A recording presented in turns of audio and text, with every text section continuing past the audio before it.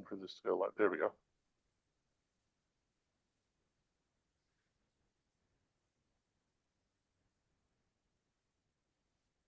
Okay, we're good. I feel very lonely up here. So I'll start this meeting by saying welcome to everybody. Thank you for coming out. You know, it's summertime and I appreciate everyone coming tonight. There are competing meetings tonight. I'm John David, the chair of APAC. We have Vice Chair Brooke Washburn is online and virtual with us. I'm looking for, sorry, I'm going down my list. I don't see Vice Chair Sean Raslier, but Vice Chair Tim White is the president of the Fire Board. And they, of course, are having a meeting at the Cameron Park CSD about their fire service. And there's a plan possibly for El Dorado Hills Fire to annex that fire service because they're having some financial trouble. So Tim is attending that tonight. He felt very guilty, but that he's elected to do this. So we asked him to make sure he does what he's supposed to do.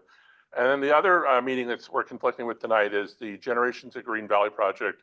They have a transportation meeting about their project at the El Dorado Hills CSD, which they scheduled before. They're going to be here in August to talk to us about their project. So we're underway, we're recording. And let me start up some of this stuff while I'm talking. I can see my screen, sorry about this. Okay. So, there we go.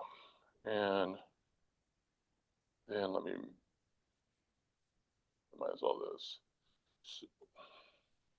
So the thing I was going to remind everybody about, so when we're in the room tonight, we have microphones on the table. So if you guys want to make comments when we get to that time, you push the button, it turns green. It's not a microphone for in the room. It's for our Zoom attendees and for our recording so that we can record everything that we're doing tonight. So we ask you to speak loud and have a microphone nearby. And, well, okay, there we go. And, well, I had all this ready. No, I don't. And here we go. And now that should change. Good deal. So the first thing we're up to tonight is we call the meeting to order. I mentioned our officers. Apparently, Brooke and I are the only ones in attendance tonight, but we are recording the meeting. So we begin by adopting our meeting agenda. So if there are no objections with our APAC officers, and there's only 2 of us, I think we're in good shape.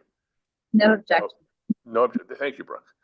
So the very first thing we do is an opportunity for public comment. So these are for matters that are not on our agenda tonight. If you have a comment, you'd like to ask a question, make an observation. We don't know that we know any answers, but like I said, there are microphones floating around, and I could pass more out. On these tables, push button turns green, and then we'd ask him in the room that has a comment that's not on our agenda. Just raise your hand, shake a fist. All right. Looks like we're in good shape. Then we'll look through our Zoom attendees and see if there's anybody pushing the raise hand button to make a comment for items on our agenda. And I don't see anybody. Okay, moving along. We like to remind everybody how you become a voting member of APAC. We let everybody know if you live in El Dorado Hills, you're a member of APAC. If you want to become a voting member, so you can have a say in the project reviews that we do and how we submit them, if you want to have an opposition opinion to what we're submitting or be part of a majority decision, if you want to elect the officers, which you qualify to be an officer if you're a voting member, we just ask you to work on a project review or a subcommittee, and then we can help you with the way we do it.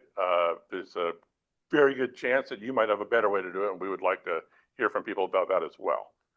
So as we move forward tonight, I'm looking online. I don't see any supervisors in attendance virtually, and I don't see any in the room, but I imagine they're probably in Cameron Park at the fire meeting. So I'll give a chance to make sure I don't see any hands going up. There's a very good opportunity. We're going to get through this fast.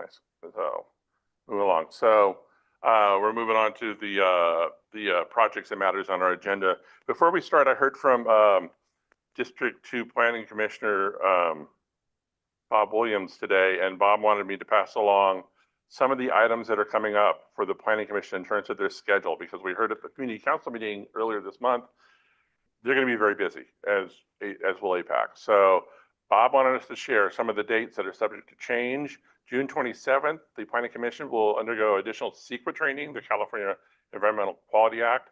The public is welcome to view it. They're going to record it so people can watch it and see how the planning commissioners are getting some additional training.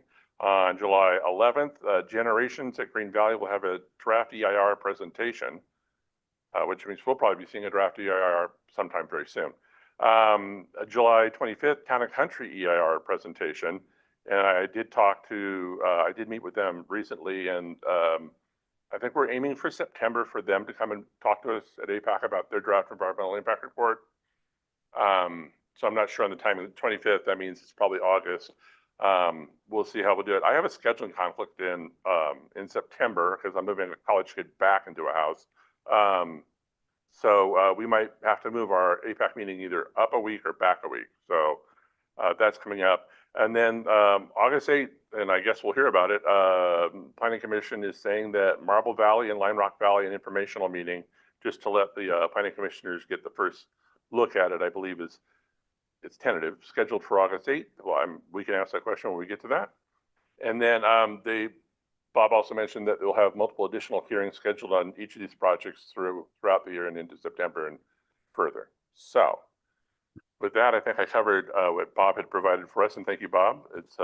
We value that dialogue with the planning commissioners. So the next item, we usually reserve a spot for the Transportation Standing Committee and our Environmental Standing Committee, and this month we have no update. Is there anything? Okay, I'm getting a no from the back of the room. I will say that they've been very engaged, meeting with project applicants and looking at projects. Primarily, they're working real hard with wind communities and their Creekside Village project, and it's like monthly they're meeting with them. So it's good information they're getting there. I was able to attend the last one, and it's good discussion, a lot of feedback back and forth, and so hopefully, it's informing the applicant about what some of the initial thoughts are, and then it's also a preview for our volunteers to hear what's potentially coming down the line. So I just want to take a minute and say, thank you to those volunteers, because it's a lot of work, and it's, people aren't seeing it because we aren't meeting in this room about it. So we just ask them when they have an update to provide it. So no update this month, but thank you to all the volunteers. So I'm going to have to switch screens here in a minute. So we have a presentation tonight from the applicants for the Village of Marble Valley Specific Plan, the Lime Rock Valley Specific Plan. There was an open house last night in Cameron Park at the CSD, because these projects sort of split the line between El Dorado Hills, Cameron Park. So I was able to attend part of that last night, and I know that there's some more opportunities for these applicants to be talking to the community in different groups. But I just wanted to, before we get going, we shared this last month, the description, the Marble Valley Specific Plan on our website, on the county website.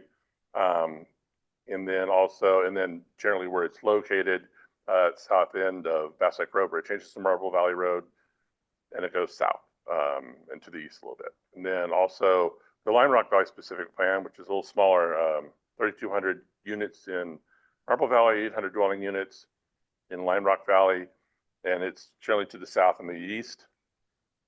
General idea of where it is on a map, and that's kind of a look at where it fits in compared with Valley View, where they're building East Ridge right now, to the east uphill, south of Bass Lake Road and Highway 50 and towards Cameron Park. So good, that's that. I'm done with that. I'm going to stop the share on this. I'm going to get this slides ready for Tom, and then I'll ask you guys to jump in and let's see. Let me stop this one. Let me go to this one. And yeah, okay, there it is. Okay, sorry. Yeah, sorry. It's hard to drive and talk at the same time too. What I like is that the advisory committees appointed by the Board of Supervisors have county staff to help them. It's just a thought. So let me jump over to here. Let me start this up, and then I'll let Kurt go. And actually, you have the microphone in front of you over there. Is it green? Yeah, just as long as it's closed. It's for the people online to hear us. Yeah, if you want to start, Kirk Bone from Serrano Associates, if you want to introduce, Great, now it's on. if You want to introduce somebody here with you? Why don't you start the Yeah, I'll get it. Oh, perfect. It's right there. So let me go ahead and start the, and I'm almost there, guys.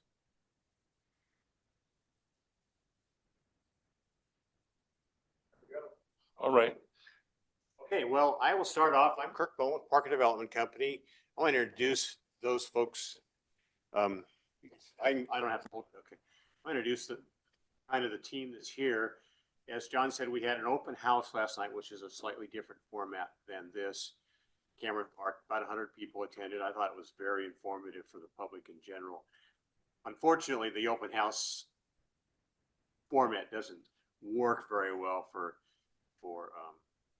recording, but I will tell you that the three longest lines were fire, behavior, evacuation, and then transportation, which is not unrelated to evacuation. And fortunately, this evening we have Dave Robinson here, who's involved in 2 out of those 3 issues. So I just wanted to mention that.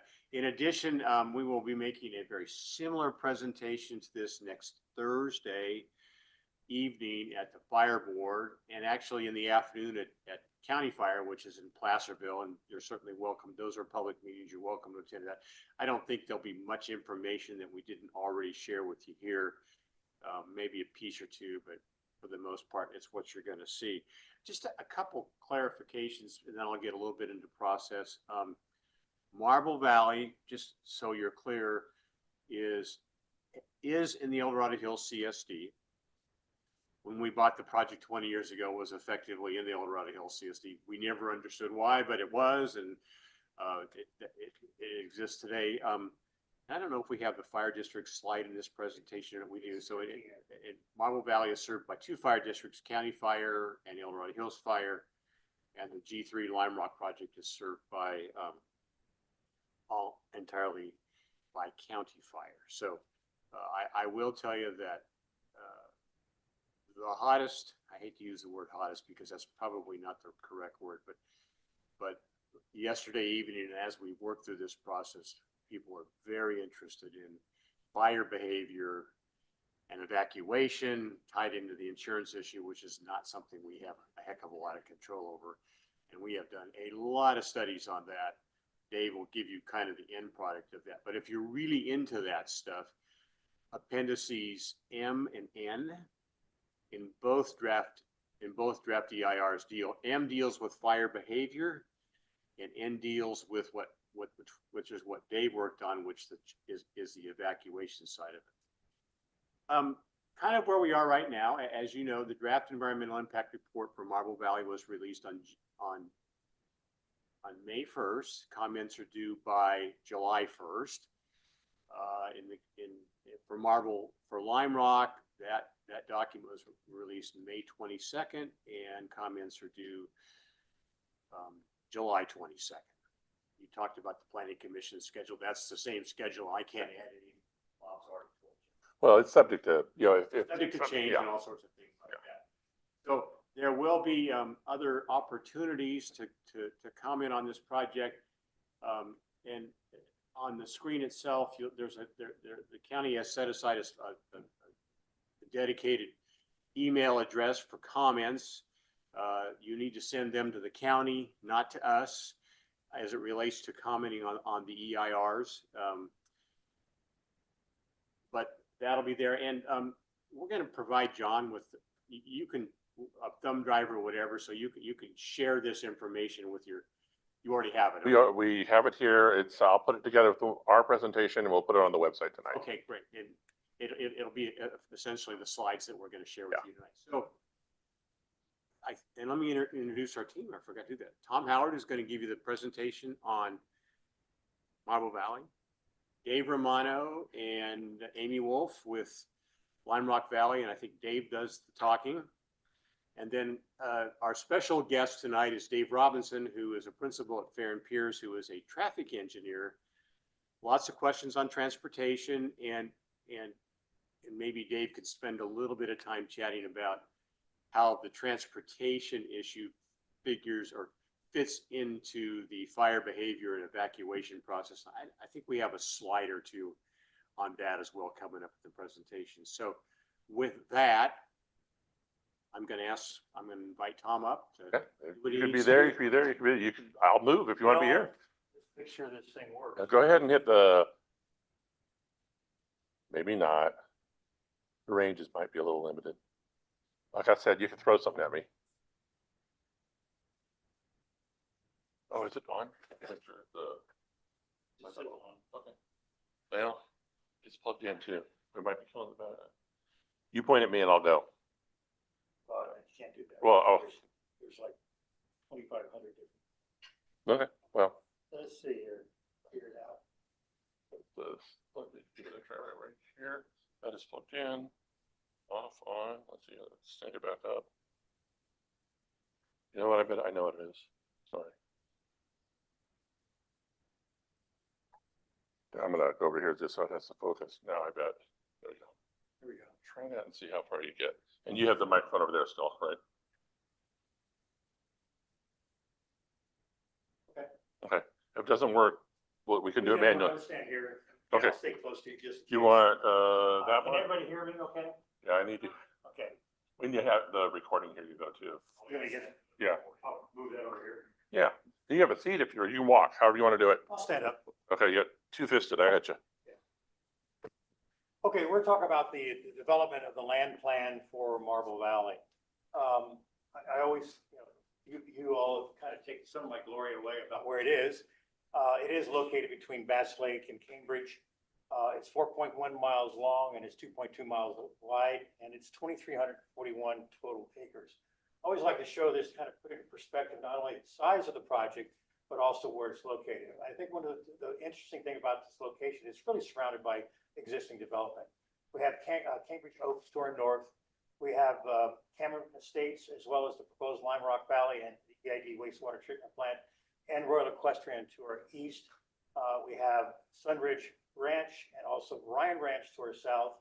And then we have now, with the East Ridge project getting underway, as well as Marble Ridge and Blackstone and Carson Creek, we actually are surrounded by development. So this, albeit a large infill project, it truly is really an infill project and in the path of future and existing growth.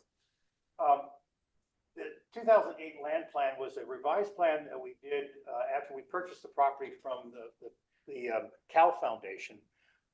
We tried to make it a little bit more efficient and try to reduce some of the infrastructure, but it ended up still being 398 2-acre plus custom lots and inside a gated community. And the only amenities that were planned, the public amenities, were the old Marble Valley Center for the Arts, people still remember that, and a school and a park. There were no on-site amenities provided for this project. The project development impacts were about 875 acres for the residential areas, 150 acres for the amenities, the roads, and the infrastructure, totaling about 1,025 acres of impact, leaving for open space 1,316. For our plan, we tried to work within that same scope. We have 797 acres of residential development versus the 875 with the previous plan. Plus, within that 797, we have 12 acres of private neighborhood parks included in that area. So we're about 100 acres less than what was provided in the previous plan as far as residential development. But we do have our certain new kind of amenities we're proposing with the project. There'll be 57 acres of retail, office, and other specialty uses. There are 35 acres that will be dedicated to school sites. There's 55 acres that will be part of our theme in the shape and form of landscaping of vineyards. And then we also have 66 acres of infrastructure, which are the roads and the pump stations, the facilities for the private and public facilities. We have 513 acres of public parks, 47 acres of the developed parks plus the 12 above would end up somewhere around 60 acres of developed parks. 466 acres south of Deer Creek that we're calling the Public Foundation Park, which I'll explain what that is a little later in the slides presentation. 818 acres are remaining, and that will be private open space, but it will be publicly accessed. And the nice thing about it is it will be maintained by the homeowners association, very similar to what we've done over in Serrano. Totaling again 2,341 acres. Total development area in our new plan is about 1,010 versus the 1,025, and the total open space and parks is 1,331 versus 1,316. So our goal was to try to stay within the same area of impact. We are proposing 3,236 units, which is 1.38 dwelling units an acre, compared to Serrano. Serrano was approved for 6,200 units, about 1.75 dwelling units an acre. Will be upon completion about 4,800, which is pretty much the same as this, which is one of the reasons we kept the units where they are, about 1.38 dwelling units per acre. As compared to some of the other developments in the region, Carson Creek, for example, is 3.43 dwelling units an acre. Blackstone, East Ridge, total between the two is about 1.4. Serrano only had a maximum density allowed of 7 units an acre, so it really didn't allow us in Serrano and some of these other projects like Blackstone to have some kind of variety of different product types. We're planning with this project to have a variety of product types within the density ranges between 1 and 24 units per acre. Plan vision is to do that, provide a diversity of housing types and opportunities with this project. We're also going to establish harmonious architectural style throughout the entire project. So when you're looking from the freeway down to this project, it'll bring a harmonious look to the development, whether the colors and materials will be harmonious throughout not only the residential portion, but also the public and private portions itself. So there won't be a lot of white, you're not going to see Andalusia, you're not going to see white houses down the valley. We're to keep it very natural looking and it be harmonious throughout. So there's not a lot of differences. We're also going to try to promote the El Dorado wine country as part of the project theme. And we're going to embrace and highlight the special history of the site. There's a tremendous amount of history in this region regarding the lime business back into the 1850s, all the way through when Gallo quit mining our quarry in the late 1980s, I believe. So there's a lot of history that we're going to try to highlight.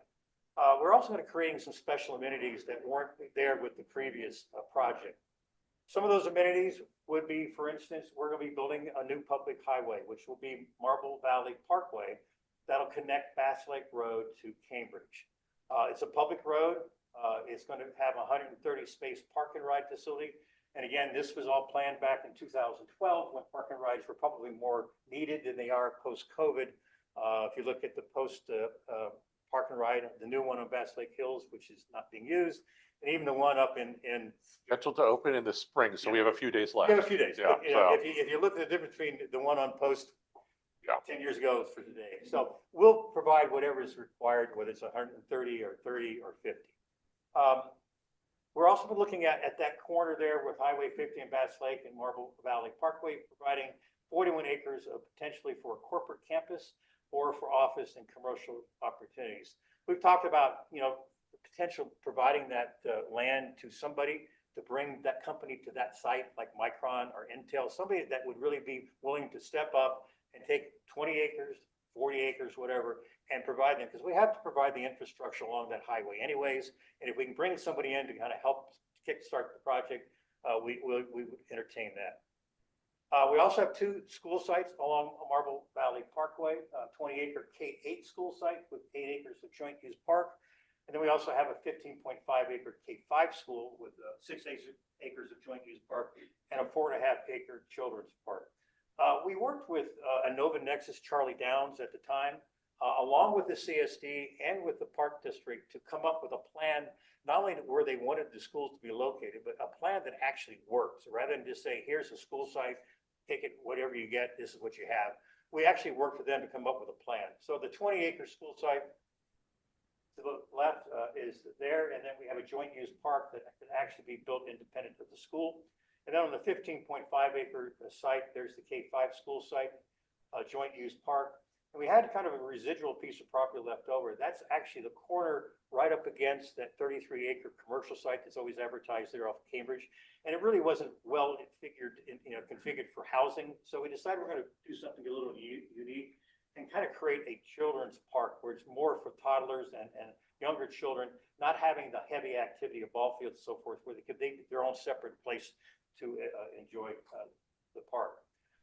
We have a roundabout. It's going to be our major feature to the entrance to the project. We believe our entrance to the project is really off of Marble Lake Boulevard, and at that intersection with Marble Valley Parkway, we're creating a very large sense of arrival to a road we're calling the Gateway Mile. And that is a very large roundabout. That's just an example of the potential size that we do. So we would be very distinct, and we really would say you are now coming to someplace different, and that really truly is our entrance to the project. Marble Lake Boulevard is what we're calling the Gateway Mile, because the Gateway Mile is really where all our amenities are, and it's like the special road, not only with its 1 mile long length, but also because it's going to have 60-foot wide center medians. It's also going to have several other roundabouts that'll go into our amenities and also our residential sites. But it's also going to have very unique public landscaping. And that public landscaping is going to be our vineyards of Marble Valley. So the landscaping initially along the Gateway Mile or Marble Lake Boulevard will be about 10 acres, including the roadway median. We think it's a lot less expensive to install than the ornamental landscaping we've done like in Serrano. It's a lot less to maintain. And it requires a lot less water. We're also thinking about creation of this 1 mile long road as kind of being a mix between agriculture and suburbia. So we're calling it kind of an agriburbia road. We've also talked to UC Davis. I went to their viticulture school for 2 years, their program, and talked to them about having a plot out here, and maybe the college, community college having one too, because they don't have any test plots in El Dorado County. They have them in Yolo, they have them in, not Yolo, one South Coast. Amador, thank you. I always forget that. Amador, they also have one in Napa and Sonoma. And it might be a nice opportunity for some educational purposes. This is kind of the cross section of the roadway for the Gateway Mile. It's a 150-foot wide corridor, 60-foot wide median with raised vineyard. So you're driving down the road, you're really looking at something down at the left, which we're proposing to look at that versus look on the right, which is more Serrano. So it really, as you're coming into this special road, this Gateway Mile, it really is going to look and feel more rural. The lake at Marble Valley, which is the quarry, is located the first amenity on the Gateway Mile. It's 10 acres in surface area. It's 200 feet deep. It holds 600 million gallons of fresh water that is today still overflowing into the creek. So water source and keeping that lake full is not going to be an issue. Even when we had the droughts several years ago, the lowest it went down was about 5 feet. So it's a tremendous amenity that we're going to turn into a park. It's going to be the Lake at Marble Valley Park. It's 21 acres total. Potential amenities will be water-related uses like, for instance, a canoe, a kayak, or paddle boats, nothing electric or motor. We'll provide a little dock for that. We also provide some kind of cover for gazebo, for picnicking and so forth, as well as propose 2 lighted ball fields. These are small soccer fields, a U8, U9 in size. And we've also talked about having a jogging path around the lake, which is about 1/3 of a mile. The interesting thing we considered is doing an amphitheater. This is kind of in the central part of the project, and it's really where everybody's going to be gathering. And I see once you see the location of our housing types, it's really going to be kind of the central place where people will come. It could be something as simple as this, or be something that I've always enjoyed is Swarthmore College in Pennsylvania, where really over the years it becomes something very unique that the community could enjoy, not just the people in Marble Valley, but the overall community. The Gateway Mile Village Center, which is our small retail commercial center, it's about 9 acres in size.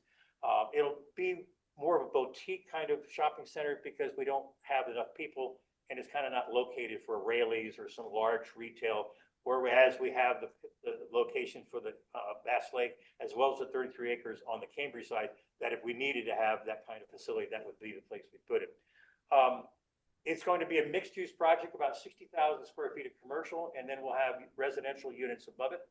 We're also proposing at the intersection of Lime Rock Valley Road and Marble Lake Boulevard, a clock tower that would also be our cell facilities. I don't like the monopines. I don't like the towers. We worked here with this station to extend their cell facilities above and made it very aesthetic, and you can do that. So we're thinking about it out and ahead to get this done initially with the shopping center. So we have a facility that would look decent. The 4 pictures on the left are just samples of examples of retail mixed-use product. And then Santa Barbara City Hall is just a great example of what a clock tower could look like and incorporating your cell facilities inside it. The Monolith Event Center next to the commercial site is a very unique quarry. It's about 2 acres in size. We're talking about doing an event center, indoor, outdoor banquet facility with vineyards surrounding. That's what it looks like. It's about 25, 28 feet tall. It's a 2 acre area. It would be, and right behind it, looking forward, that would be the commercial center. We just think it would be a very unique opportunity to do something for a banquet facility, maybe 200 or 300 seat indoor facility. What inspired this was a place in British Columbia in Victoria called Bouchard Gardens. Bouchard Gardens was a series of lime quarries that the owner's wife started planting flowers, and it kind of got out of control. And now it's one of the most famous gardens in the world. So the inspiration for that is to have something similar to this where it could be for weddings and corporate retreats and so forth. The wine project information sales center would be next to the Monolith. What this facility is potentially a wine tasting facility, not only for us maybe, but also for other wineries in the region that don't have tasting facilities where they could come down and maybe for 6 months they do their deal and then they rotate to somebody else. We're also going to use the facility as our lot and home sales, and maybe more so as a kind of an agricultural welcome center where people come down through this Gateway Mile, this little vineyard road, to a tasting area. We show them all the stuff about the El Dorado County, Apple Hill, and the Christmas trees and the blueberries, as well as get a couple of glasses of wine and then try to sell them a lot. So when it's all said and done, when the lots are sold, it would most likely end up being the headquarters for the homeowners association as well. We are providing a historic park next to the Sales and Information Center. It's going to be called the S.H. Cowell Historic Park. He is a very interesting person. The whole family was. And I think it really is warning us to go ahead and look at doing some kind of education or cultural center that's related to the lime business, not only with us, but also with Lime Rock. They have a lot of history there as well.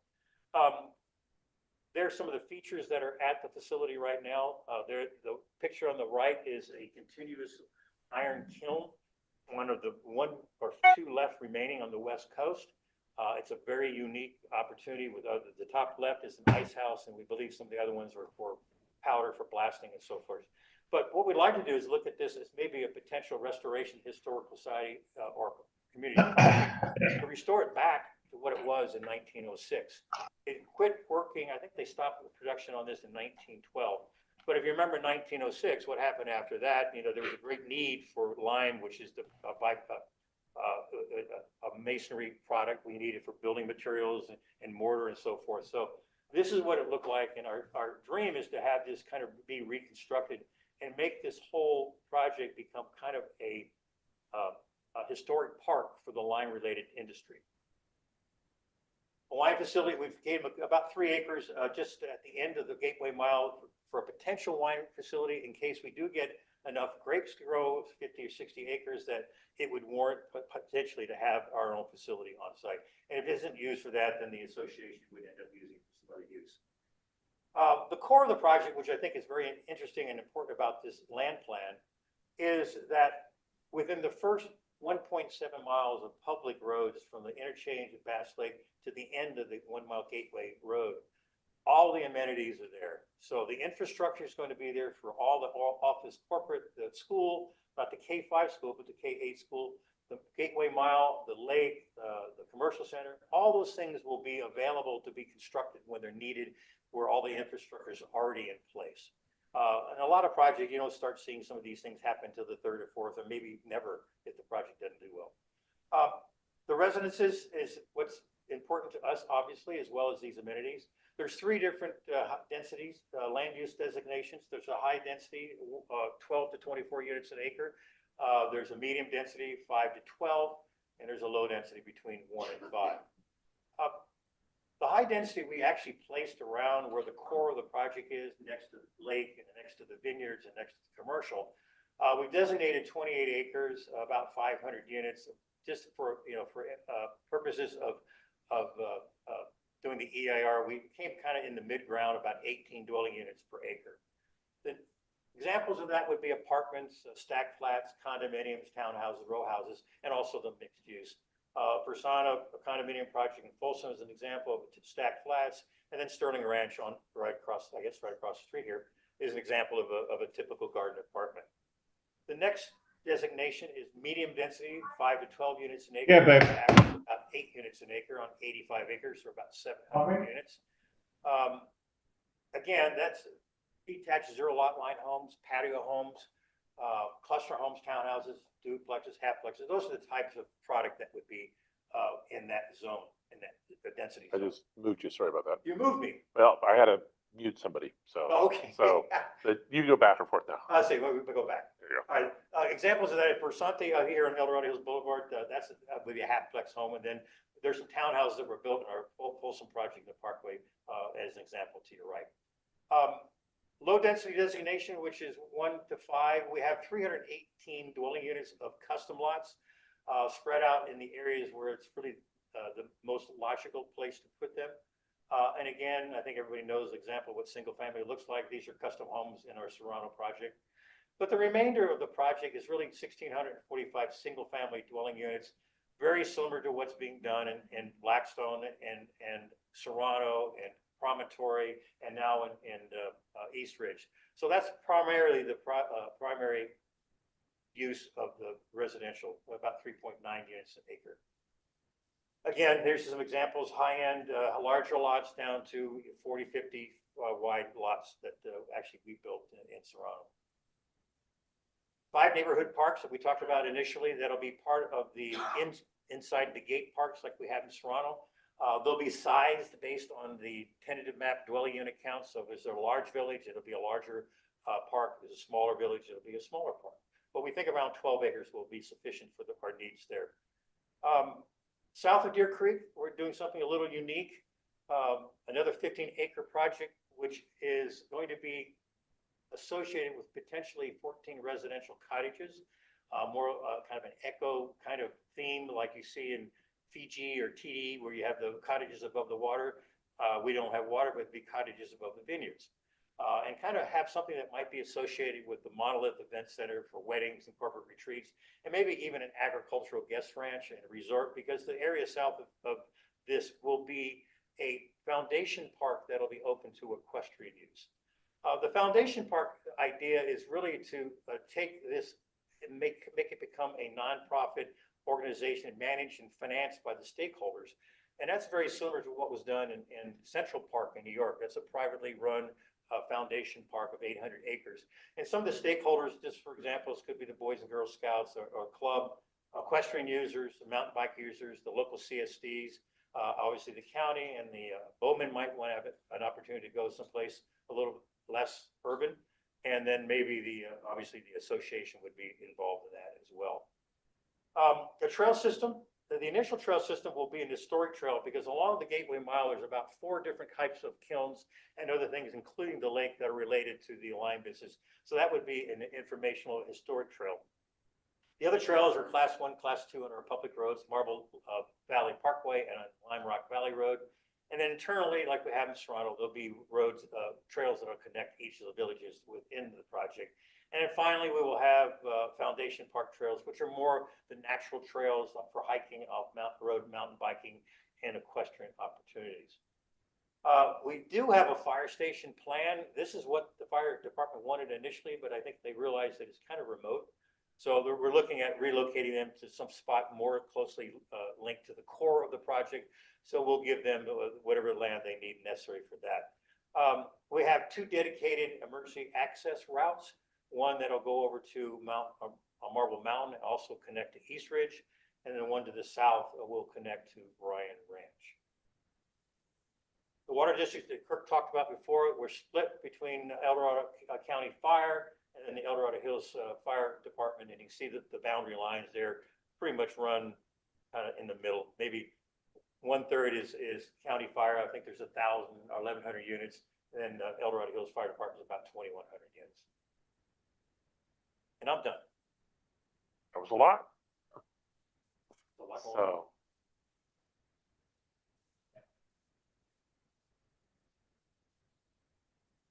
Yeah, if you're just close to the microphone, we're There you good. go, you bet. Thank you, Tom. And my name is Dave Romano on behalf of Lime Rock Valley. And because Tom gives you a lot, I don't have to give it to you again. But it's great to be before you today. Thank you, Chairman. So Lime Rock Valley is located immediately to the east of Marble Valley. It was a limestone mining facility where Marble Valley was done in a lake. Lime Rock was underground through shafts and stopes. And so it was a different type of limestone mining operation. You can see here surrounded by the red, this is Lime Rock Valley in relation to Marble Valley. Our neighbors to the north are Cameron Estates, to the south, Royal Equestrian Estates. It's about 800 acres, or about 740 total acres, about 800 units. It's exclusively detached single-family development. Marble Valley is providing most of the amenitized uses, most of the commercial type uses. So there's about 405 acres that will be developed, about 335 acres that will be in some type of public or private open space. There's an 8-acre central neighborhood park, and then roadways and homes. The project access will come through Marble Valley and to the park, and then behind the neighborhood park will be the gate that you will pass through to get into the residential units. Our density is about 1.1 dwelling units per acre for the whole project. Most of it is low density residential. That would be traditional low density residential. And our medium density will just be a little bit smaller lots and homes, but they will be single family detached for sale units. So pretty traditional. The project does not include any high or multifamily density. Marble Valley is able to provide that near that amenitized core. The project is adjacent on its east boundary to the El Dorado Trail that goes down the rail trail, and it actually will connect the trail through Marble Valley to other places. So if you look at a circulation plan, Tom went through their trail plan. As you tie the Lime Rock Valley trail plan to it, you'll see that their Class 1 bike lane will extend all the way through to the east, tie into the El Dorado Trail, and then our gravel paths, and then our open space will be able to expand their foundation park so that it's larger and will be managed as one large unit.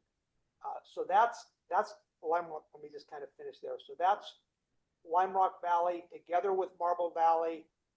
All of the units, our access is to Bass Lake Road and to Cambridge through Marble Valley. Our project has emergency vehicle access to the north through Deer Creek Flying C, to the east to Shingle Line Mine Road, and to the south to Amberfield Drive that will go through Royal Equestrian. And rather than spend a lot of time on that, I think what I'll do is I'll ask Dave to come up. This is really a slide for Dave Robinson to kind of walk you through not only internal project access, project EVAs, and some of the analysis that we did for when these homes are here, how they'll kind of interact in that circumstance.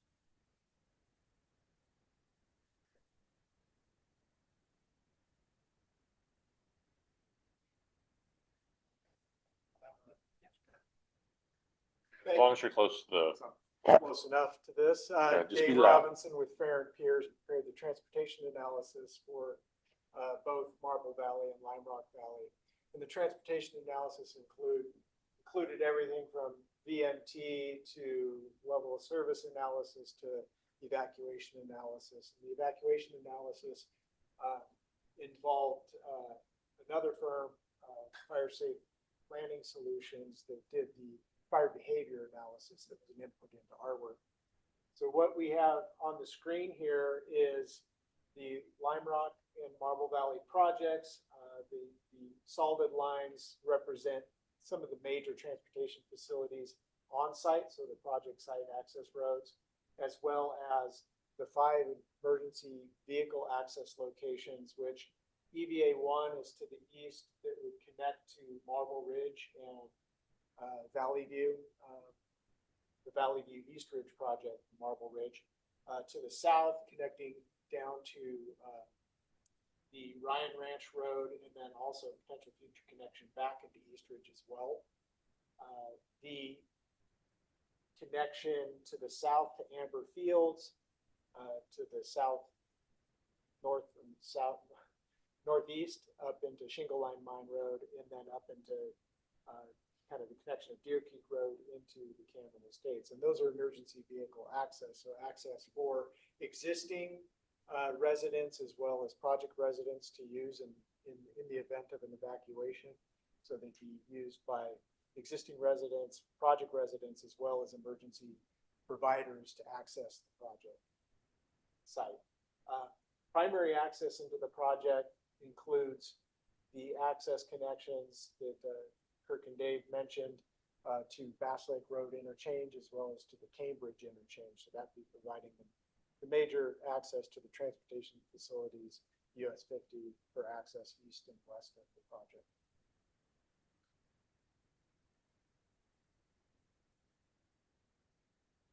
Richard? Yeah. That's the. Oh, actually. Switch to the last slide. Yeah, I think there's One more. Go down one more. Here you go, we did. The very last one. How's that? There you go. That's the plans together.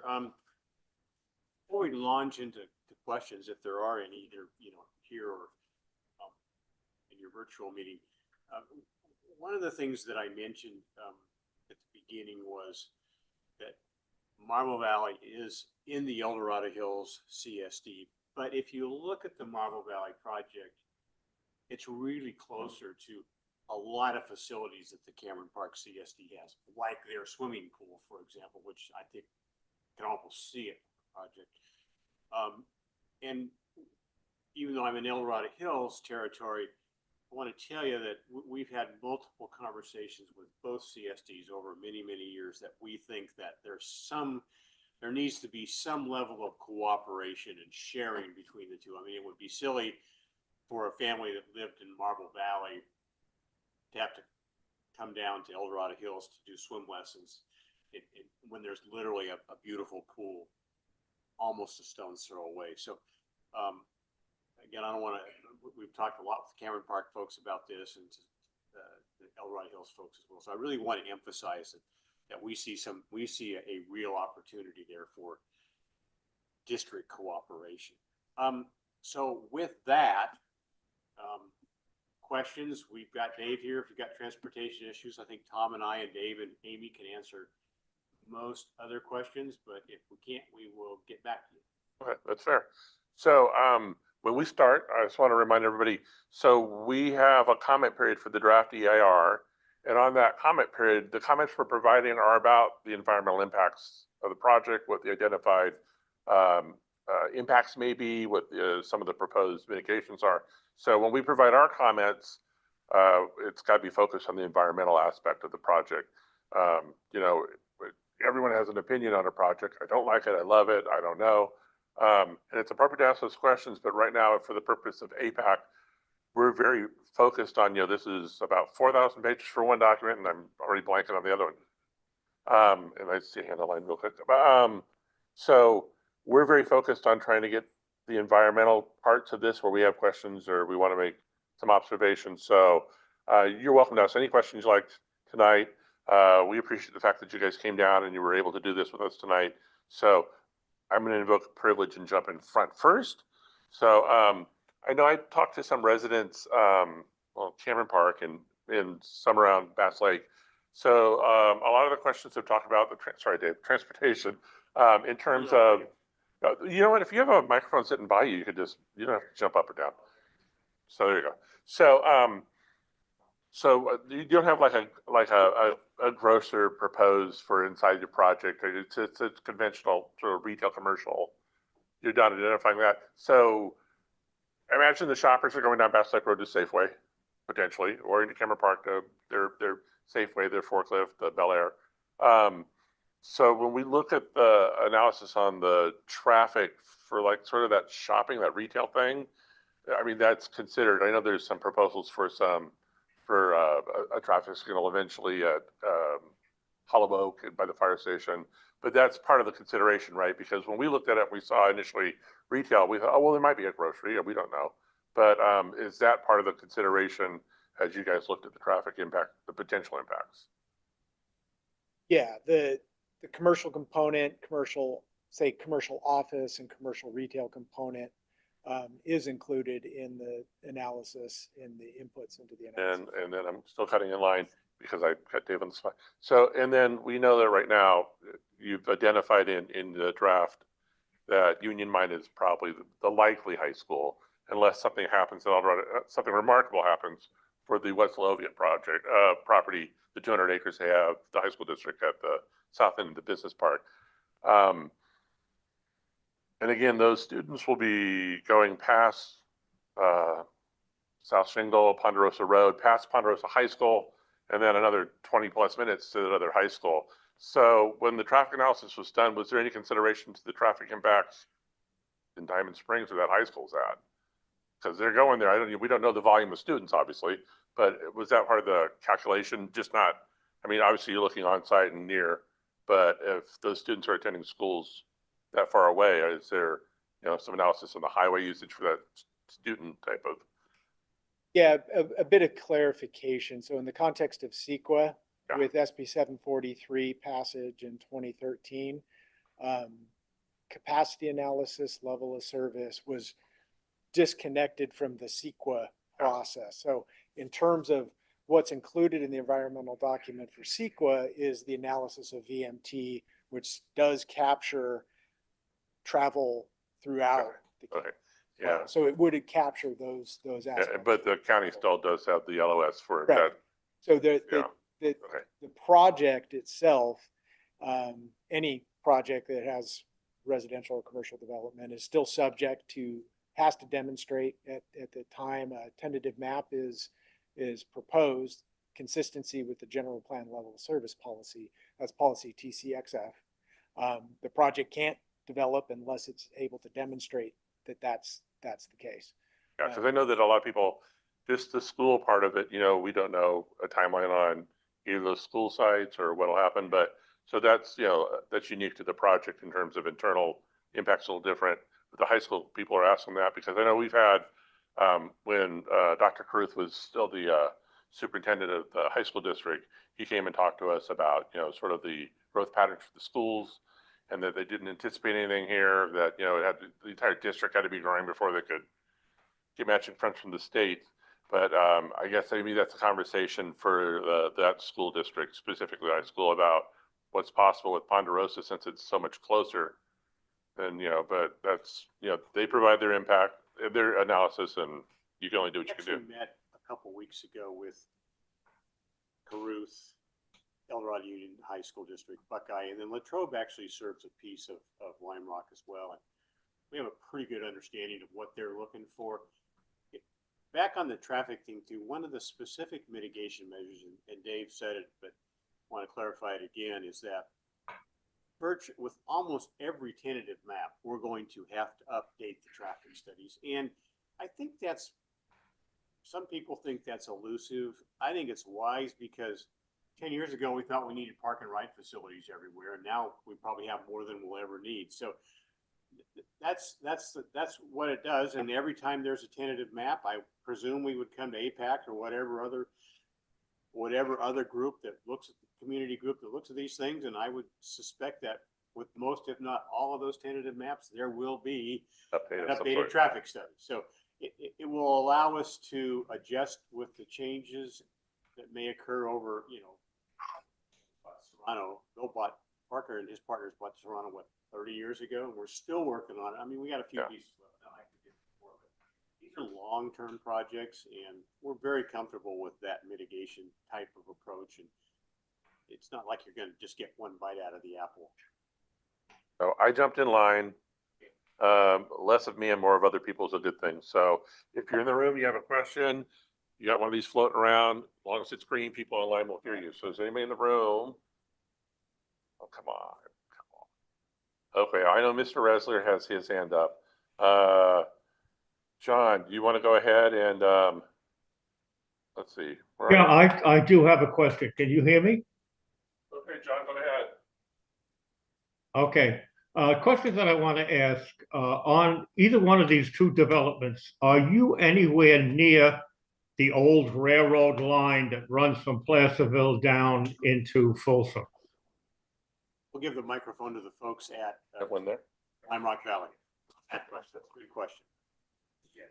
Yeah, yes, the eastern boundary of Lime Rock Valley is immediately adjacent to the old rail line.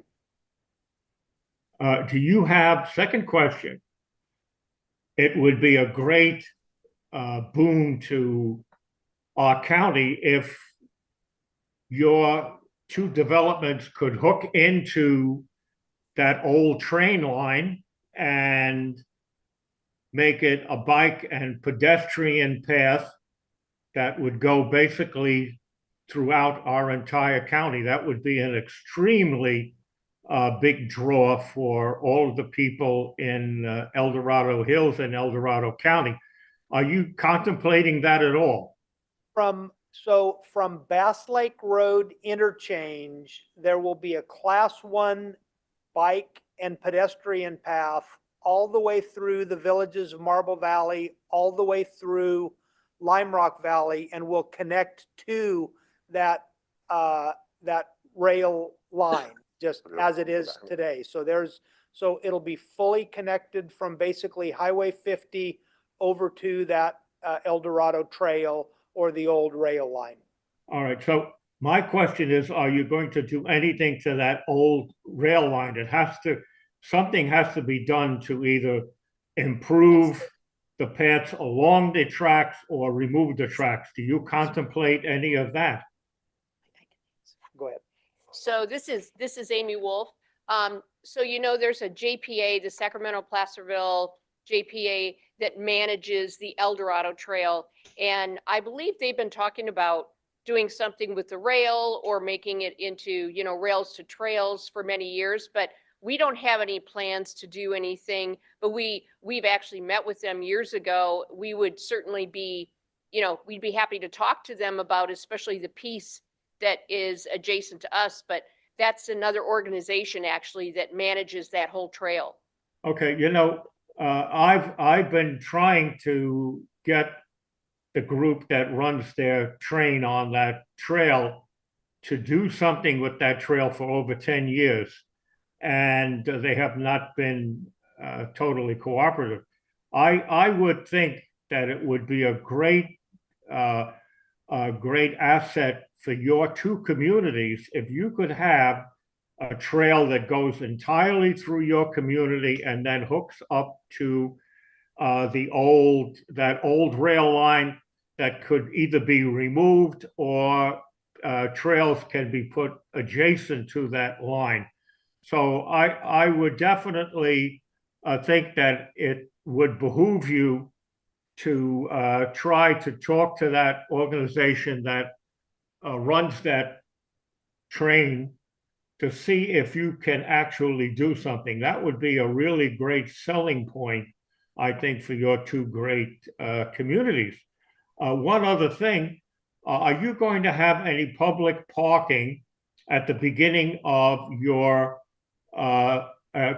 let's say, Lime Valley, where someone like me could come with a bike in my car, park, and then enjoy your trails?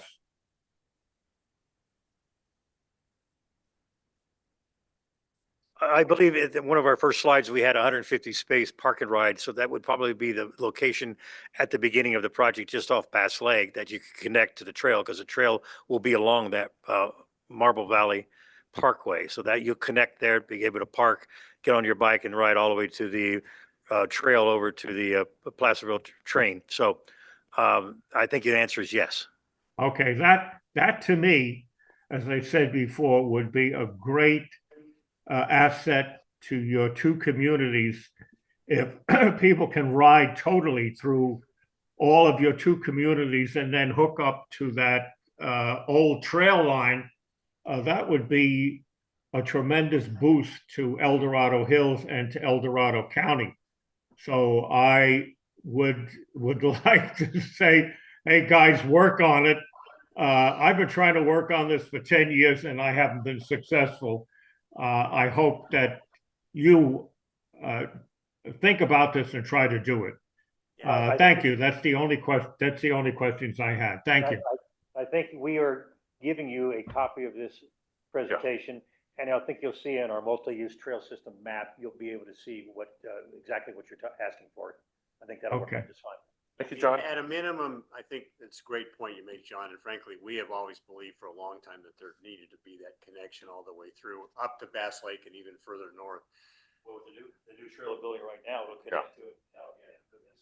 But if you could, and I'm not familiar with who actually runs that, but if somebody could give us the name and contact information, maybe you, John, can send it to JPA, yeah. the JPA. We'll find out. We'll be happy to, I mean, we're happy to go talk to anybody about this project, so maybe we'll add that to our list. So if we can get that contact info, we'll go see them. Can't guarantee you that they're gonna let us do what you want to do with the rails, but we'll go talk with them. Okay, and that information is easy to get, because the JPA has it. And it's actually the JPA, for that actually has the authority to make any changes and use that particular line.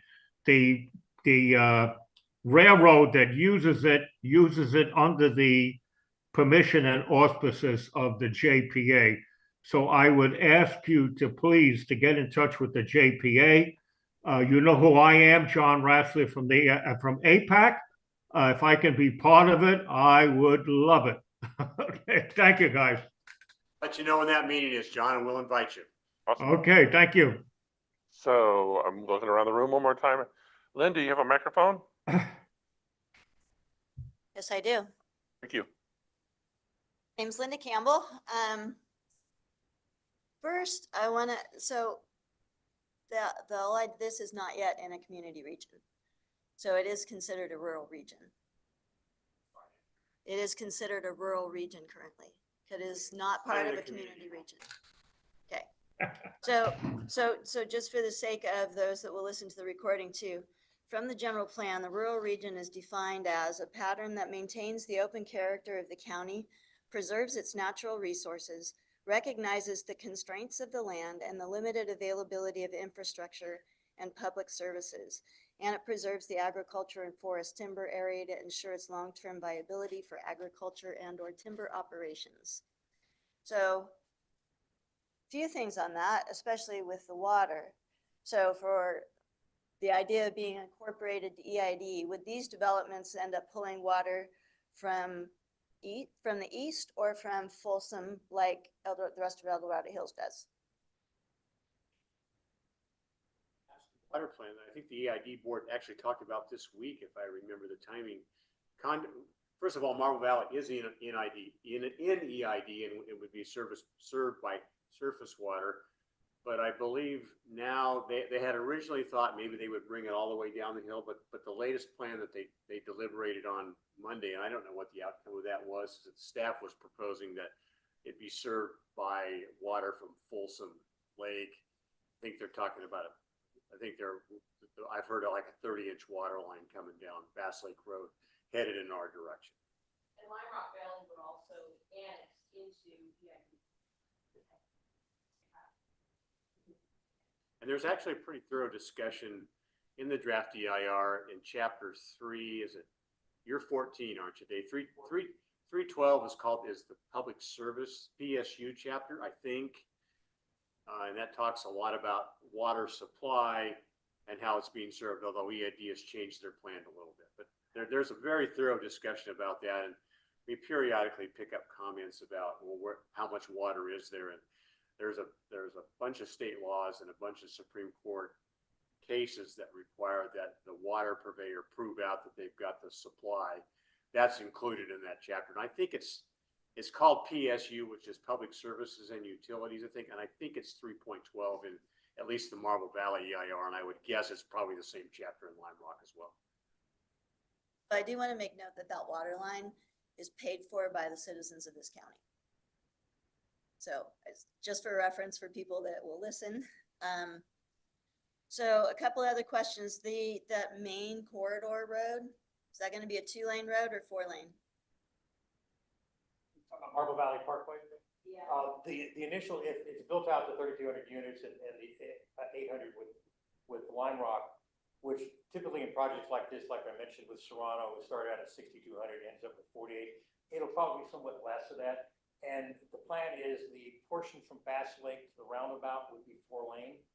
because that's most of the traffic going out that way, but the project from, correct me if I'm wrong, David, from the roundabout east to Cambridge would be 2 lane.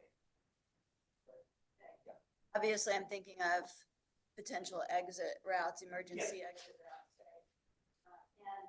And if that corridor is open to the public generally, then that's why you would need. The Gateway Mile is a public road, and the Marble Valley Parkway is also a public road. And Lime Rock Valley Road's up to the gate. Okay, so there is designation for a couple of schools, but developers can't designate when schools are built. So my question is, how are you going to work with the schools for the cost of the parcels, assuming that they actually would choose to build there? And I only ask that because in 2015, Rescue Union was unable to purchase a parcel from Serrano to build a school. It was cost prohibitive.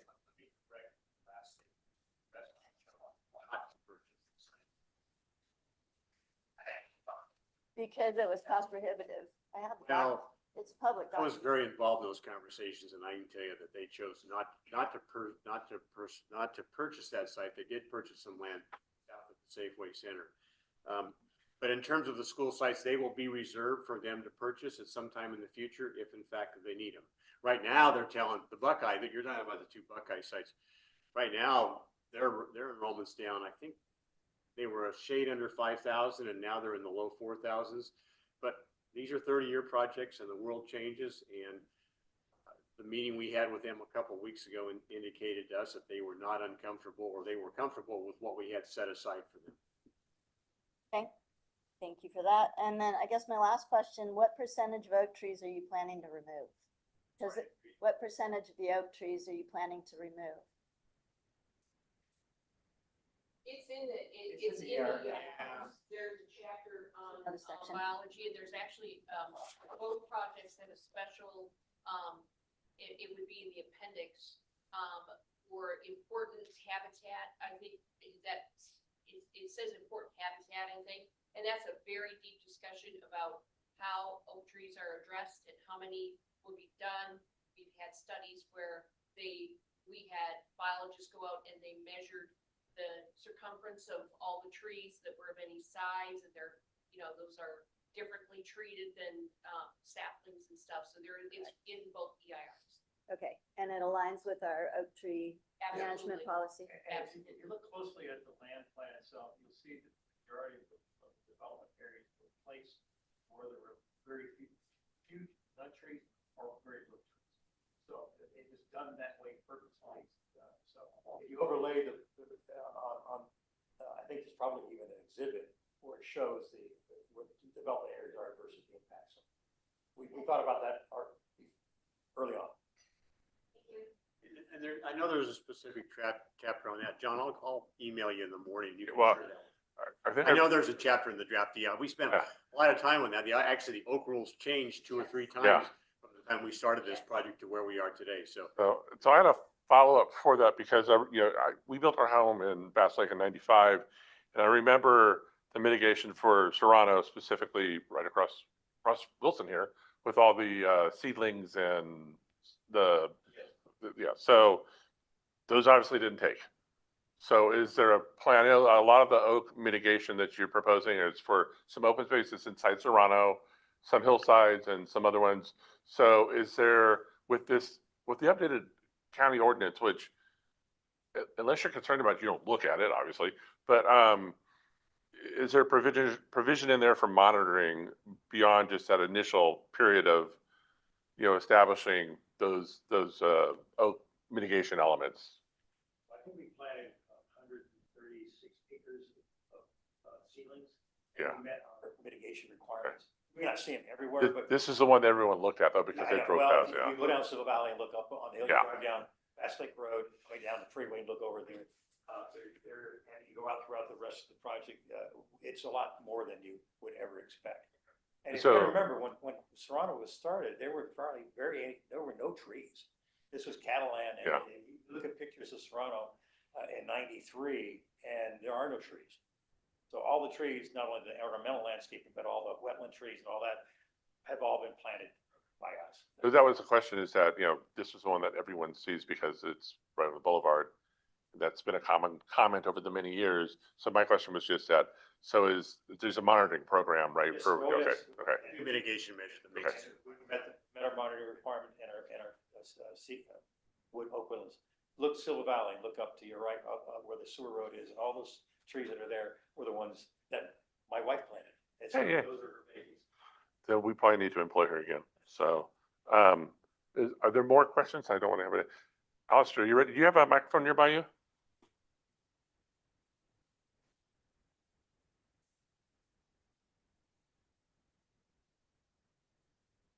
I'm Alistair Dunn. Almost continuing the same vein. There are two, there's over here, mass pad grading and contour grading. In the next page, you have a rough grading exhibit, a grading plan. How much of this grading plan will you be doing, well, contour grading or mass grading? How, basically, that wipes out the trees, right? With the development areas, yes, if it's a custom lot area, the trees will be saved as much as possible around building pads. But if it's production lot, yes, it will be mass pad grading. Yes. Well, it's just a significant acreage, but I'll address that later. Thank you. All right. Make my notes. Anybody else in the room? Go back to online. Are there any hands online? Well, this was easy, guys. So, obviously, we'll work on, our volunteers are working on, looking at the draft and seeing where we could make some comments and ask more questions. If more come up, obviously we'll provide them. Thank you. And then, that also at the same time, would extend an opportunity for you guys to come back when perhaps the final, before you go to planning commission, however it works out. But, we always have a door open to hear about it, because this is, not everybody gets a newspaper. People don't read them. We don't have a TV station. So, And we're happy to come back, Right. John. I would say probably a next mark might be sometime after we negotiate the development agreement with the county. But, for 30 years, we've always come to APAC. I mean, we have been probably your most devoted attendees over time, and we're always willing to come back. And, I appreciate Rassler's comments about the bike trail. We'll set that meeting up, and we're happy to take this show on the road. This is a lot to digest. You might want to stop by the fire department next Thursday if you don't have anything better to do. You will hear pretty much the same thing, but I guess you could kind of think of it like church. If you say the same thing over and over again, you kind of figure it out after a while. But there'll be a couple other pieces of information there that you might all find interesting. But we're happy to come back when it's appropriate. I'll keep in touch with you, John. yeah. If you guys could get me that JPA contact information. Yeah, if John doesn't have it for me tonight, then I'll probably have it tomorrow. But like I said, it's a dialogue, obviously, and we want to make sure that we're understanding what's proposed and ask, not important questions, but ask informed questions. So that, We'll get you directed to the right chapter in that 4,000-page EIR that relates to the well, trees. the appendices I've read once, the EIRs I've read twice. Read those? I'm probably not going to remember them. Well, So- thank you all for coming. Appreciate it. And we look forward to seeing you again. Awesome. So I'm going to move along because we do have a couple more things in here tonight. The PowerPoint. Oh, wait. Yeah, I have it saved. So, Okay, well, I don't want it to be saved. I want to give you a PDF of that. So I can make a PDF if you want. you make a PDF of it? Yeah, yeah. Okay, because I don't want that to go, I don't want the PowerPoint to go out because Oh, yeah. it can be changed. Altered, yeah. Yeah, Okay. that's why we do it, the PowerPoint. I'll make it tonight and I'll send it over to make sure it's okay. Okay, just Good deal. delete the other one. Okay. Okay, thank you. So we do have a couple of final items here tonight. I'm just trying to get to the right point in the presentation. Here we go. Sorry.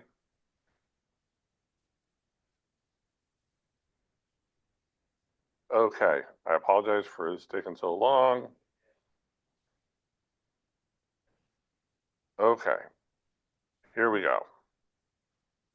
Where's my, there it is, and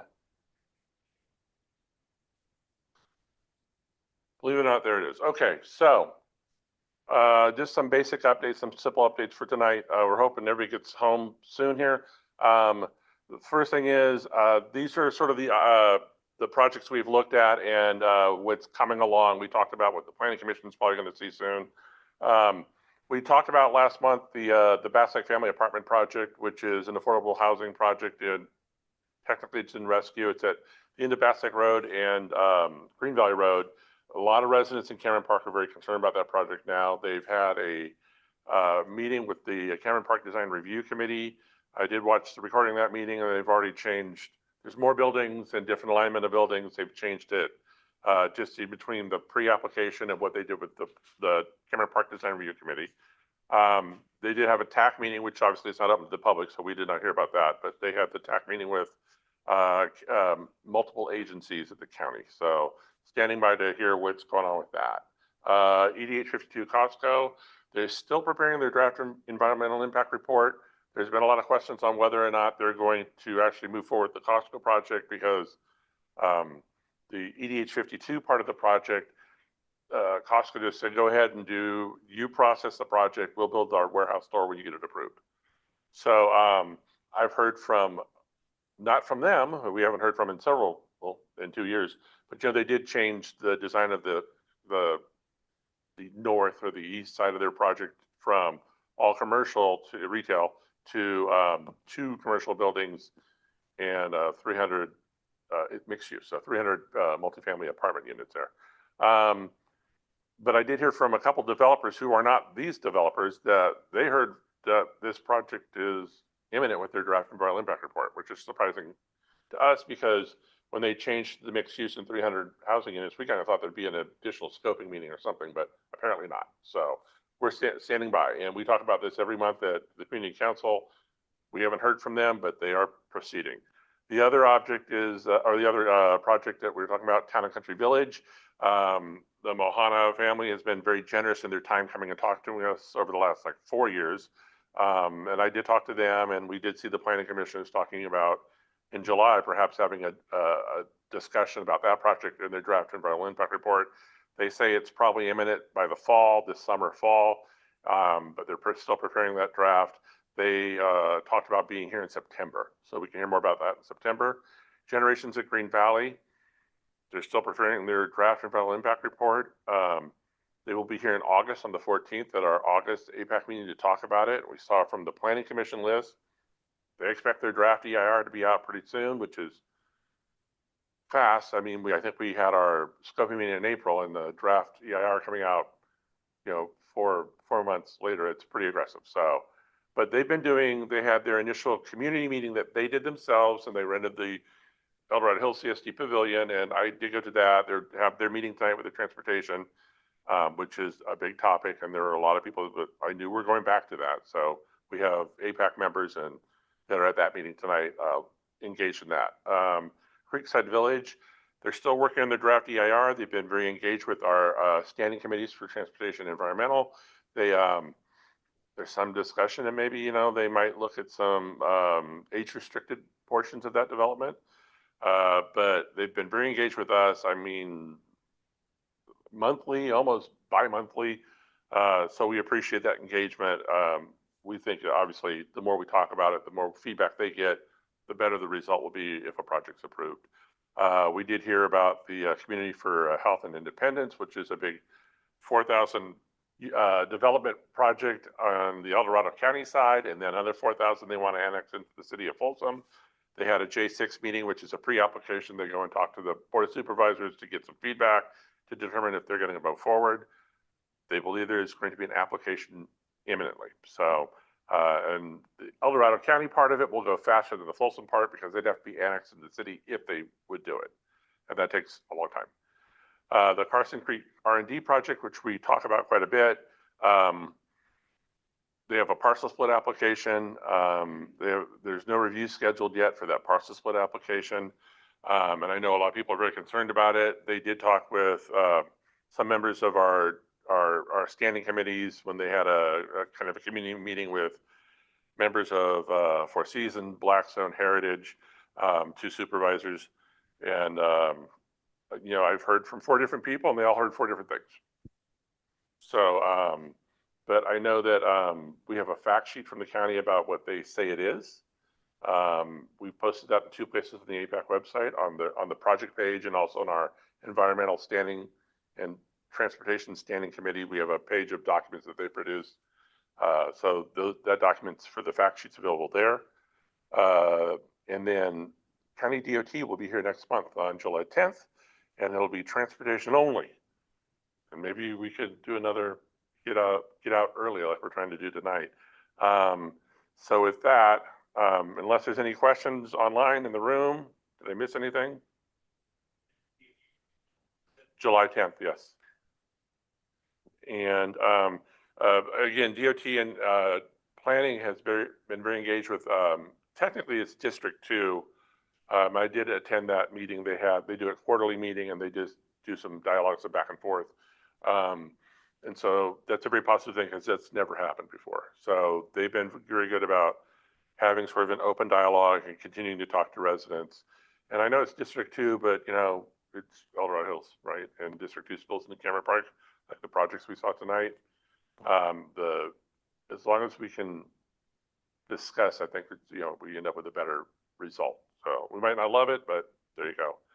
So reminder, if you have meeting comments and you're not gonna be at a meeting, you can email them in to edhapac.comment@gmail.com, 5 o'clock on Monday before our Wednesday meeting, so that we have them prepared and hopefully get some answers before the meeting starts. And then with that, our next meeting is July 10th, 6:30 p.m. in this room and virtual via Zoom.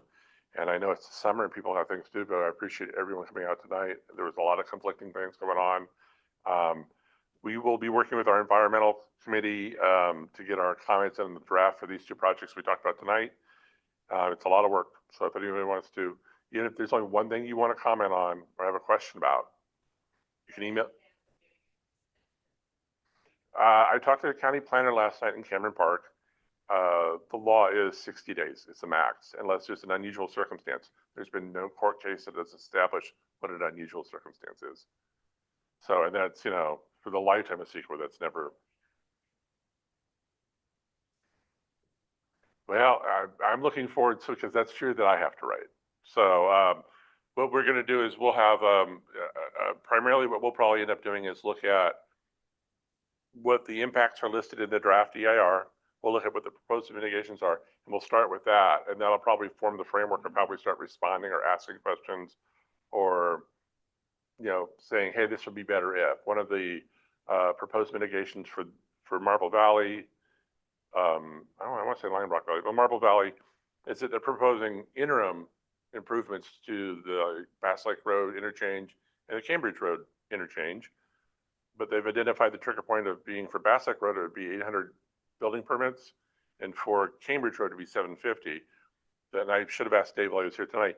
I don't understand what the triggers are for that. What makes that the right number? Can we be asking for 200? Is 1,000 more realistic? And is it based on what they generate for revenue as they develop the project? If they have to go to bonds?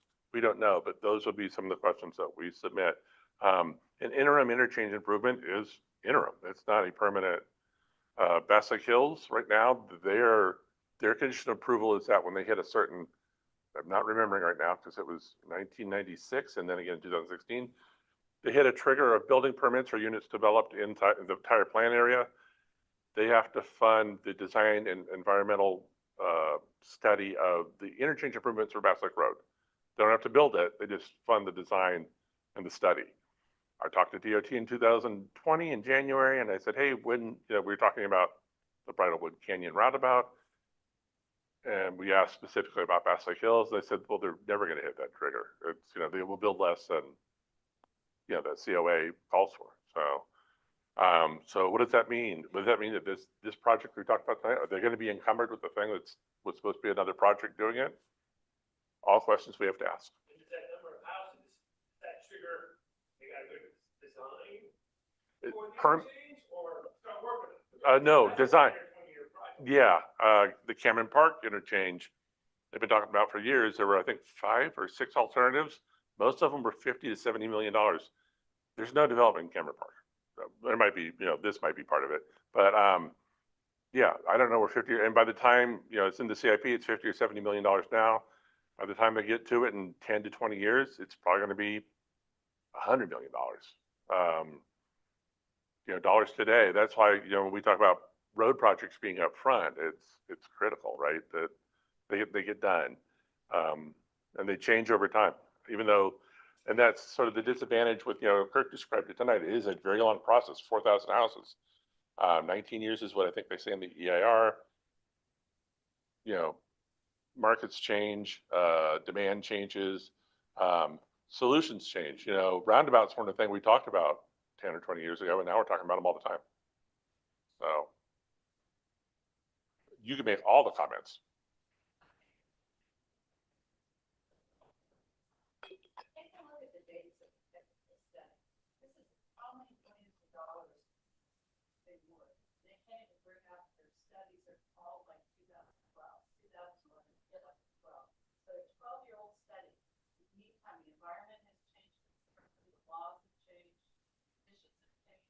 And if anybody's going to write comments, those are all things to look at. Because of course, it should be done. And I work in the environmental business, and after 5 years, they can't do it.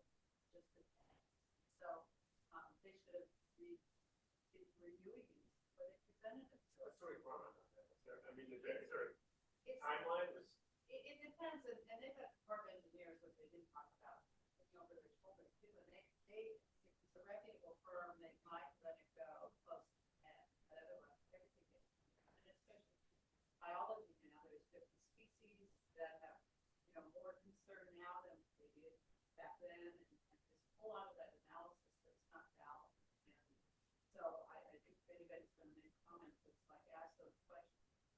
Why we should review the next step. So in reality, that's why I asked about the oak tree stuff, because we just redid our oak tree mitigations plan, and it's like, all of this information is from 2013. Yeah, no. So it doesn't match with our current, any of our current and requirements. same thing, and we trust them to, after all those, the climate died, and we're gonna trust them to kill off more oak and, plant somewhere and let them die, so they have another oak study taken care of people. Yeah, and so I would ask you, Belinda, would they have to do a new study or just an updated study? Usually, when you go out, it's you work with what you got. I mean, for example, on a prehistoric or historic site, you've got locations, you've got site forms that locate them. But what you need to do is you take a look at the current condition, whether they were mapped properly. That's another problem they've got, is that they took and poured dirt on top of the burial site. And in those days, we didn't have very good methods of marking boundaries. And so they've got a burial site that's capped off. And so how are you ever going to design without figuring out what the real boundaries are underneath it? And it's also, you get compression damage, which you didn't recognize when you did it, but compression damage to the human remains. So there's a whole lot of things that I've just, in my time, have worked through and noted. The question would be, I'll let you go first. My point was something about what you were saying about studies. They are quoting studies as an indication of not practice. So they are quoting 2013.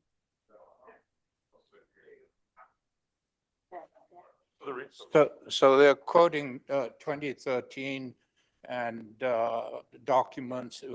Really, insofar as water is concerned, the 2013 is the document.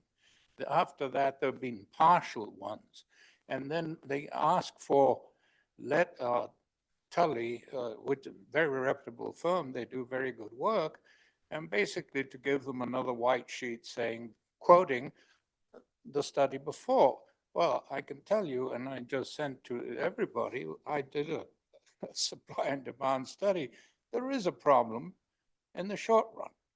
And, the ID's got to take it. I don't know how we attack that. And that comes to the second point. There are a lot of things over here that probably in a setting like this may not be that appropriate, but if there could be, for those of us who have the time at least, or inclination, you can have it any time you want, but I think a working meeting on replying to the EIR and dividing them up, because last time for the golf course thing, you came up with a very long list. And, you know, sure, did they reply? Did it have any effect? I don't know. But I do think that between us here, the people that are interested in the various subjects, it could be useful. And the last thing is that it really galls me that they, I mean, they have a very nice plan, okay? But they're gonna mow down 900 acres of oaks. That's the bottom line. They never say that. The mitigation thing, someone asked what percentage of the trees are. I've 720 or 36 pages to go through. I spent a long time. I have the time, but it's difficult. I think we could all help each other in a meeting, working meeting. Thank you. And so I would probably invoke with the, our Transportation Standing Committee and the environmental. They're busy and they're keyed in on some of these topics, but I think that's probably the core of how we would start in terms of, so I'd propose that we would have a meeting. It wouldn't be in a room like this. It might be virtual. We might be able to get the fire station at Bass Lake, one of them, and sit down as a group and just start going through. Yeah.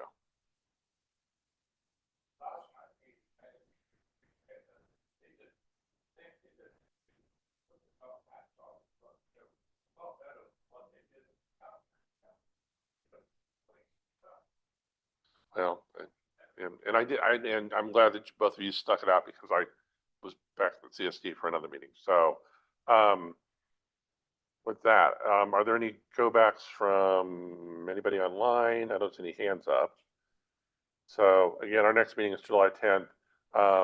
We will be working obviously as a group to have something prepared for July 1st so that we can submit it, and then another one on July 22nd. I've talked to multiple supervisors and they're all interested in what we have to say. And when I say multiple, 3/5 at least, maybe 4/5, I think about it. And I've also talked to probably 3 planning commissioners that are also very engaged in wanting to know what, you know, where we're at with this. So.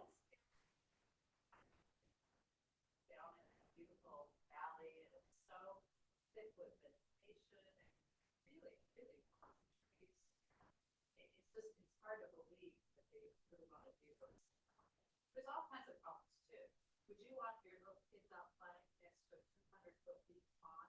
I mean, there's a ton of safety issues, plus safety of the, they're going to really, they're going to end up with graffiti written, you know, off a pond that were, so, and it's, again, there's a lot to be developed, but they aren't enough.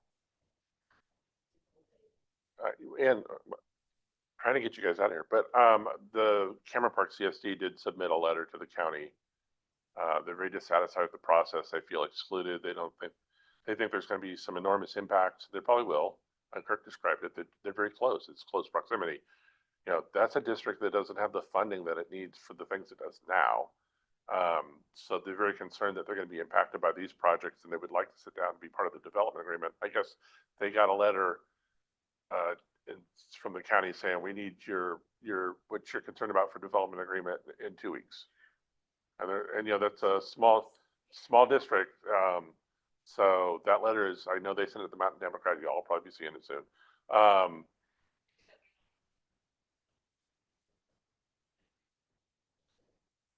Well, we'll see, but I know that, and there's a, you know, it's very odd in terms of the properties into fire districts.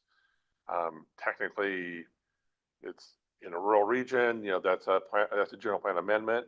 You know, as we look at the consistency of the general plan, as we look at the project, that'll be something we look at. So, okay, is it worth the trade-off to do this? I mean, is there a genuine benefit for the county, for the community, So, but how, yeah, how do you quantify it too, right? That's the other. So, but we'll make our comments, and I appreciate everyone being here tonight for this. Again, transportation in July, and we're all transportation experts because we all drive on roads. So Raphael's going to be here with a couple of his guys from DOT, and then in August, generations. September, we might have to move the date, like I said, but I expect that the town and country El Dorado would probably be here about that time. So, Hey, and John, there's- yes. real quick. So I only have limited time to do a review, and I was just wondering if there are, it's really hard to hear the questions that have been coming in, but if there are subcommittees that need certain help in reviewing the draft EIR, if they could maybe let me know and like direct me in what they need reviewed. Okay. So I'm not Right. duplicating work that's already being done. Yeah, I will circle back with both those standing committees tomorrow. Probably not tonight with an email, but I will circle back with them just to see where we can start as a group collaboratively, right? Because that's what it's going to take. And anything that we send, you're going to get deluged with a lot of emails, but they'll be coming your way. Okay, great. Thank you. Thank you, Brooke. All right, you guys want to go home? All right, well then, I guess we're adjourned, and it wasn't even a full 2 hours. So we're setting a new standard. So thank you, everybody. Did you hear that?